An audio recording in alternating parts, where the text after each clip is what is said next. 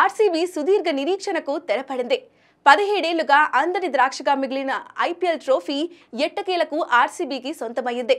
పంజాబ్తో జరిగిన మ్యాచ్లో ఆర్సీబీ సంచలన విజయం అందుకుంది. విరాట్ కోహ్లీ కోసమైనా కప్ గెలుస్తామని చెప్పిన కెప్టెన్ రజిత్ పటీదార్ మాట నిలబెట్టుకున్నాడు. ఎట్టకేలకు గెలిచి ట్రోఫీని కోహ్లీ చేతిలో పెట్టాడు.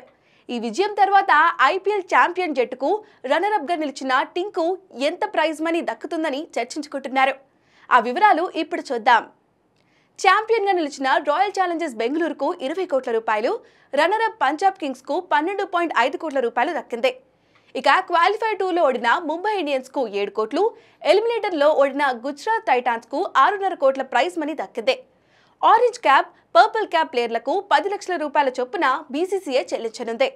Emerging player, most valuable player, అత్యధిక స్ట్రైక్ రేట్, అత్యధిక సిక్స్లు కొట్టిన ఆటగాళ్లకు కూడా 10 లక్షల రూపాయల చొప్పున ప్రైజ్ మనీ దక్కుతుంది. ఈ సీజన్లో అత్యధిక పరుగులు చేసి ఆరెంజ్ క్యాప్ గెలుచుకున్న గుజరాత్ టైటాన్స్ ప్లేయర్ సాయి సుదర్శన్ కు emerging player of the season award దక్కింది. ఇందుకు బీసీసీఐ అతనికి 10 లక్షల రూపాయలు చెల్లించింది. సుదర్శన్ ఈ సీజన్లో మొత్తం 759 పరుగులు సాధించాడు. మరో గుజరాత్ ప్లేయర్ ప్రసిద్ధి కృష్ణకు పర్పుల్ క్యాప్ దక్కింది.